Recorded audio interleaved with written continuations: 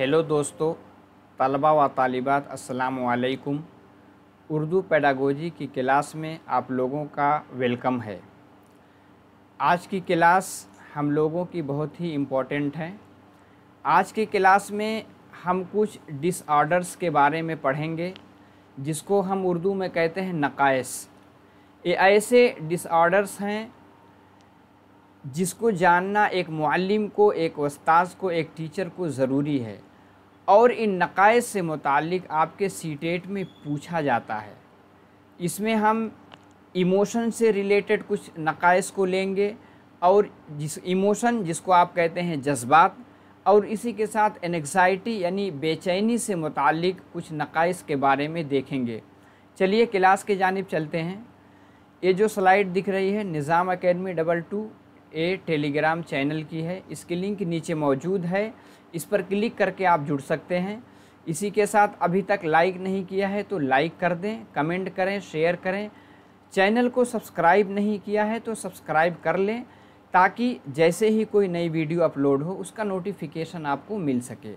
चलिए क्लास की जानिब चलते हैं। देखिए, ये सारे आपके सामने डिसऑर्डर्स हैं। इसमें से आप देख रहे हैं ऑटिज़म स्पेक्ट्रम डिसऑर्डर, इसके बारे में हम लोग समझेंगे। इसी तरह ऑब्सेसिव कंपल्सिव डिसऑर्डर, फिर हम इसके तहत देखेंगे फोबिया क्या चीज़ है, डिप्रेशन क्या चीज़ है, सोशल विड्रॉल क्या चीज़ है, और इसी के साथ पोस्ट ट्रॉमेटिक स्ट्रेस डिसऑर्डर क्या चीज़ है। ठीक है, हर एक के बारे में हम लोग डिटेल से समझते हैं। चलिए आगे चलते हैं। देखिए, पहला क्या है, ऑटिज़म स्पेक्ट्रम डिसऑर्डर। ठीक है, ऑटिज़म एक तरह की बीमारी होती है और ऑटिज़म जो होता है ये एक अम्ब्रेला टर्म है। कौन सा टर्म है? अम्ब्रेला टर्म है। अम्ब्रेला किसको कहते हैं? जैसे छतरी, यानी अपने अंदर बहुत सारे नक़ाइस को, बहुत सारे डिसऑर्डर्स को ये जो है शामिल की हुई है। कौन सी? यानी ऑटिज़म स्पेक्ट्रम डिसऑर्डर। कभी कभी इसके बारे में इस तरह दिया रहेगा ASD, इसका फुल फॉर्म पूछा जाएगा तो इसका फुल फॉर्म आप याद रखिएगा, ऑटिज़म स्पेक्ट्रम डिसऑर्डर। ठीक है, A से ऑटिज़म, S से स्पेक्ट्रम, D से डिसऑर्डर। ठीक है, डिसऑर्डर मतलब नक़ाइस होते हैं।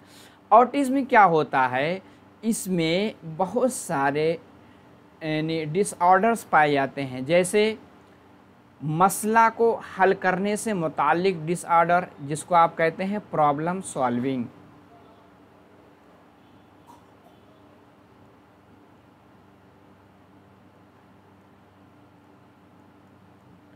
यानी कोई मुसीबत आई, कोई मसला क्रिएट हुआ, उसको किस तरह से हल करेंगे, उसमें बच्चा जो है उसको हल करने में बच्चा क्या होता है, उसमें कासिर होता है, यानी उसको हल नहीं कर सकता।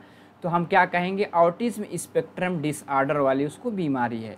इसी के साथ बिहेवियर में कोई उसकी एबिलिटी अच्छी नहीं है, यानी बिहेवियर यानी उसके अखलाक से मुताल्लिक़, यानी उसके अखलाक के मुताल्लिक़ जो है कुछ उसकी डिसेबिलिटी यानी डिसऑर्डर्स पाए जाते हैं जिसको हम बिहेवियर कहेंगे। नंबर 3 पे होता है कॉग्निटिव यानी उकूफ़ी डिसऑर्डर। कॉग्निटिव यानी उकूफ़ी,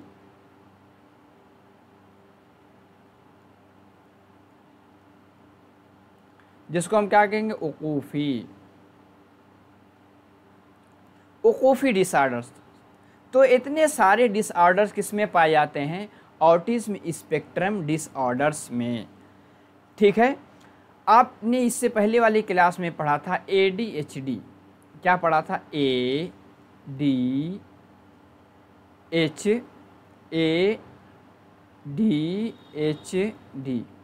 जिसके बारे में हम पढ़े थे। यानी ADHD को क्या कहते थे, यानी स्पेक्ट्रम, ए क्या, यानी अटेंशन। ए से क्या बनेगा? अटेंशन, और डी से डिफिशेंसी, और H से क्या है? हाइपर एक्टिव, और डी से डिसऑर्डर। ठीक है, तो ए वाला क्या होता है, ये बच्चा इशारे को समझता है, यानी ADHD वाला, यानी जिसको कहते हैं अटेंशन डेफिसिट, जिसके अंदर अटेंशन की कमी होती है, किसी चीज़ पर देर तक उस पर तवज्जो मरकूज़ नहीं कर पाता है। लेकिन ऑटिज़्म स्पेक्ट्रम डिसऑर्डर क्या होता है, ये बिल्कुल सोशल नहीं होता। क्या होता है, सोशल नहीं होता,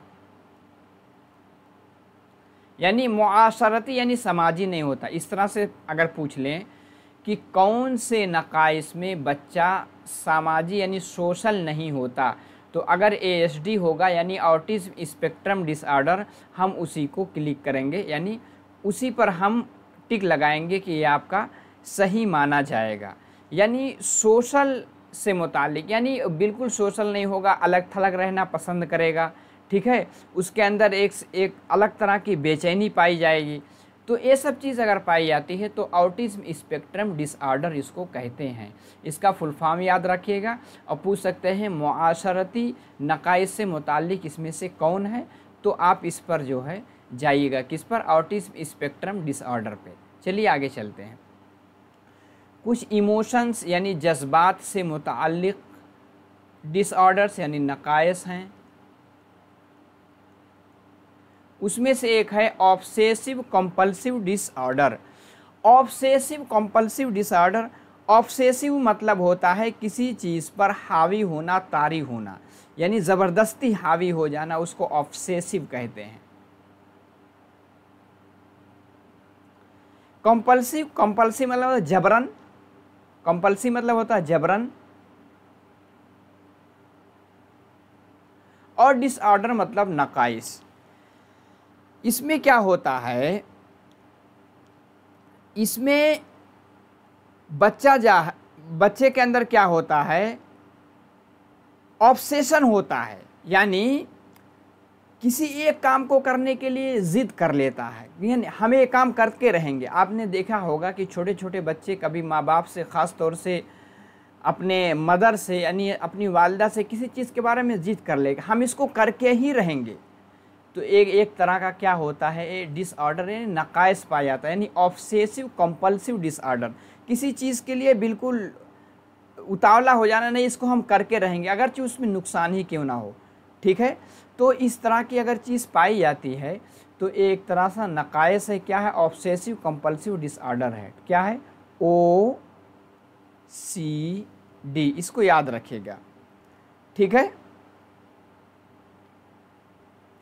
जैसे होता है, बहुत लोग सोचते हैं कि बहुत लोगों के अंदर सफाई करने की बीमारी होती है। जैसे कोई चीज़ साफ़ है, उनको लगेगा गंदा ही है, बार बार उसको साफ़ करेंगे, ये भी इसी में आता है, ऑब्सेसिव कंपल्सिव डिसऑर्डर में, ठीक है। कोई भी चीज़, कोई काम करता है उसको अच्छा ही नहीं लगता, ठीक है, दोबारा बार बार करता है, ये क्या है, ऑब्सेसिव कंपल्सिव डिसऑर्डर में ये सब चीज़ें आते हैं। और एक टर्म आती है फोबिया। फोबिया मतलब होता है किसी चीज़ से एक खौफ का मर्ज,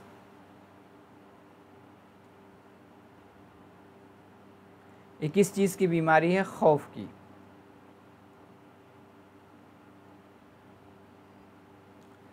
फोबिया, फोबिया का मतलब किसी भी चीज़ से आपको फोबिया हो जाए, यानी डर लगने लगे। जैसे देखेंगे बहुत से लोगों को, ख़ास तौर पे जो लेडीज़ हैं, उनको क्या है, छिपकली से डर लगने लगती, तो छिपकली देखते उनको डर लगेगी, ठीक है। इसी तरह कोई ऐसा, जैसे कॉकरोच से डर लगती है, तो क्या एक तरह का फोबिया है। जैसे किसी को ये हो गया कि अगर गाड़ी पे बैठता है तो उसको लगता है कि अभी एक्सीडेंट होने वाला है, हालांकि होगा नहीं, लेकिन अगर इस तरह का पाया जाता है तो क्या है, ये फोबिया इसको कहते हैं, ठीक है। दूसरा टर्म होता है डिप्रेशन। डिप्रेशन मतलब होता है दबाव, या इसको कहेंगे उदासी। जैसे बच्चा क्लास में बहुत यानी चुप चुप सा रहता है, यानी किसी से बोलता नहीं है, यानी उसमें उसको कोई ऐसा इंसिडेंट उसके ज़िंदगी में, उसके लाइफ में कोई ऐसा हादसा हो गया जिसकी वजह से वो हमेशा डिप्रेशन में रहता है, ठीक है, उससे निकल नहीं पा रहा। उसमें क्या होगा, बच्चा अकेला रहना पसंद करेगा, लोगों के साथ यानी अपने ग्रुप में खेलना रहना पसंद नहीं करता है, उसको क्या कहेंगे, डिप्रेशन। सोशल विड्रॉल इसी से मुताल्लिक है। सोशल मतलब मुआशरती, विड्रॉल मतलब उससे अपने आप को अलग थलग कर लेना, बिल्कुल समाज में जहाँ देखेगा 4 लोग बैठे हैं, 4 भाई बहन बैठे हैं, उससे अलग भागेगा। ये कौन सी बीमारी होती है? Social withdrawal. आगे क्या है? Post traumatic stress disorder. ये थोड़ा सा ख़तरनाक बीमारी मानी जाती है। पहले इसका फुल फॉर्म अगर पूछा जाएगा तो आप इसको याद रखिएगा, PTSD।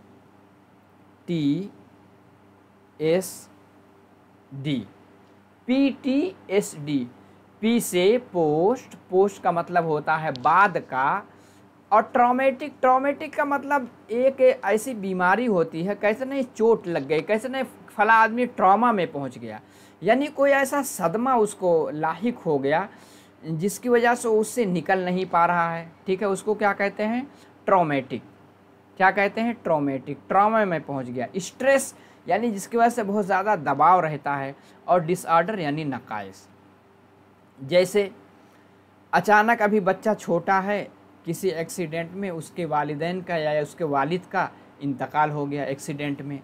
अब उसकी वजह से बच्चा इतना डिप्रेशन में पहुंच गया, यानी वो किसी से बोल नहीं रहा है, कभी हंस नहीं रहा है। तो इस बीमारी को, इस नकाइस को क्या कहेंगे? Post traumatic. पोस्ट यानी बाद का, यानी कोई ऐसा हादसा हो उसके बाद का, ट्रॉमा में पहुंच जाना, यानी बिल्कुल गुपचुप रहना, हंसना नहीं, अलग थलग रहना, एक तरह की बीमारी है स्ट्रेस डिसऑर्डर। ठीक है, उम्मीद है कि इसको भी आप समझ गए होंगे। आगे चलते हैं। आगे क्या है? Obsessive compulsive disorder. ठीक है, ऑब्सेसिव कंपल्सिव डिसऑर्डर के बारे में हमने अभी पढ़ रखा है, यानी किसी भी चीज़ के बारे में बिल्कुल जिद कर लेना कि हम यही चीज़ करके रहेंगे। ठीक है, ऑब्सेसिव यानी बिल्कुल ज़िद्दी हो जाना। ठीक है, कंपल्सिव यानी उसको ज़रूरी बना देता है कि हम ये चीज़ करके रहेंगे। डिसऑर्डर मतलब नकाइस, जैसे नहीं किसी चीज़ के बारे में कोई चीज़ मना किया जाएगा, नहीं हम इसको करेंगे, तो ऑब्सेसिव कंपल्सिव डिसऑर्डर उसको कहते हैं। दूसरा, फोबिया के बारे में अभी हमने डिस्कस किया। एक तरह का खौफ होता है। डिप्रेशन यानी कोई सदमे के बाद आदमी उससे उभर नहीं पाता, अलग थलग रहना पसंद करता है। सोशल विड्रॉल यानी समाज से अपने आप को अलग थलग कर लेना, बिल्कुल किसी के साथ नहीं रहता। ठीक है, अभी इसके बारे में डिटेल से हम लोग पढ़ चुके हैं। पोस्ट ट्रॉमेटिक स्ट्रेस डिसऑर्डर, इसके बारे में हमने देखा है कि कोई ज़िंदगी में ऐसा हादसा हो गया, किसी का अचानक इंतकाल हो गया, उसकी वजह से बच्चा या कोई इंसान बड़ा भी है वो किसमें? ट्रॉमा में पहुंच गया, अलग थलग रहता है, हंसता नहीं है, किसी से बोलता नहीं है। इस तरह के बीमारियों को क्या कहेंगे? Post traumatic stress disorder. अब एंग्जाइटी डिसऑर्डर इन चिल्ड्रन, यानी बच्चों में कोई बेचैनी वाले डिसऑर्डर क्या होता है, इसको हम देखते हैं। एक होता है हाइपर एक्टिव, यानी इंतहाई चालाक, इंतहाई चालू, जैसे कोई चीज़ पूछा जाए उसको आगे आगे बताने लगता है, तो ये क्या है? एक तरह का डिसऑर्डर माना जाता है। ठीक है, किसी चीज़ को करने के लिए बेचैन हो जाता है। ठीक है, इंतहाई चालू रहता है, चालाक।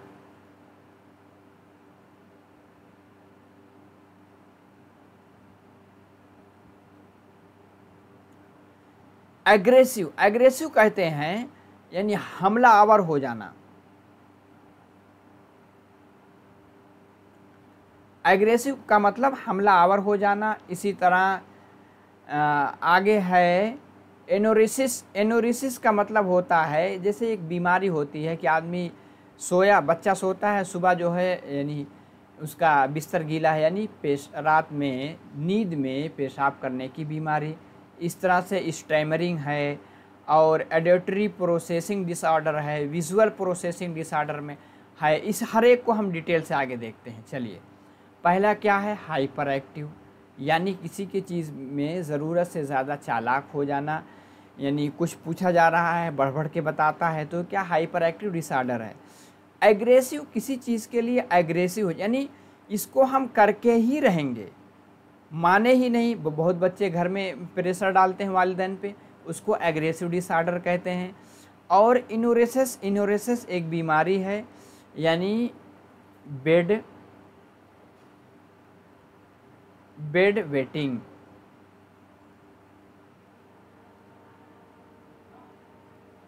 यानी नींद में बिस्तर को गीला करना, बाउल बिस्तरी। ठीक है, एन्यूरेसिस, ठीक है, इस तरह से पूछा जा सकता है।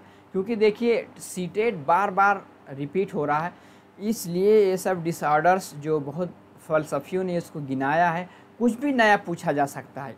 अगर ये सब आपके नज़र से एक मरतबा गुज़रा रहेगा तो अगर आ सकता है इम्तिहान में आएगा तो आप उसको सही कर देंगे, ठीक है। आगे है स्टैमरिंग। स्टैमरिंग क्या होता है, आदमी जब बोलता है बच्चा तो उसमें उसकी ज़ुबान लड़खड़ा जाती है, ठीक है, जिसको आप कहते हैं अपनी ज़ुबान में हकलाना। ये कभी कभी बच्चा जो है पैदाइशी होता है, वालिदैन से पाता है, या कभी कभी बच्चा इतना स्ट्रेस में, या इंसान भी है जब बहुत स्ट्रेस में, डरा हुआ, खौफ में रहता है, तो जो उसके आवाज़ उसके ज़ुबान से निकलती है उसमें स्टैमरिंग पाई जाती है, ठीक है। तो ये भी एक डिसऑर्डर है। एक है ऑडिटरी प्रोसेसिंग डिसऑर्डर। इसमें क्या है, ऑडिटरी ये सुनने से मुताल्लिक़ है। किससे मुताल्लिक़ है, सुनने से। यानी अगर बच्चे को कोई चीज़ सुनाई जाए तो उसको सही से वो समझ नहीं पा रहा, ठीक है, तो ये भी एक तरह का डिसऑर्डर है। और विजुअल प्रोसेसिंग यानी कोई चीज़ दिखा करके समझाई जाए तो उसको वो समझ नहीं पाता है, यानी देखने से मुताल्लिक़ है। तो इस तरह के डिसऑर्डर्स पाए जाते हैं और एक उस्ताद को ये जानना ज़रूरी है ताकि उसके मुतालिक बच्चों के साथ वो अपना ट्रीट कर सके, ठीक है। विजुअल प्रोसेसिंग डिसऑर्डर यानी कोई चीज़ दिखाई जा रही है उसको सही से नहीं कर पा रहा है, ठीक है। तो उम्मीद है कि ये सब जो बहुत ही इम्पोर्टेंट, एक तो एंग्जाइटी से रिलेटेड यानी बेचैनी से रिलेटेड कुछ डिसऑर्डर थे, और इसी के साथ साथ इमोशन यानी जज्बात से मुताल्लिक नकाइस को हमने देखा। उम्मीद है कि इसमें से अगर आते हैं तो आप बिल्कुल सही करेंगे। सारे टर्मिनोलॉजी को हमने समझ लिया है। तो बस आज के क्लास में इतना ही। जाते जाते अगर आपने लाइक नहीं किया तो लाइक करके जाएं, कमेंट करें, शेयर करें, और सब्सक्राइब नहीं किया है तो सब्सक्राइब कर लें, बेल आइकन को भी दबा लें, ठीक है। आज के क्लास में इतना ही। अगले क्लास में नए टॉपिक के साथ फिर मुलाकात होगी। अस्सलामु अलैकुम।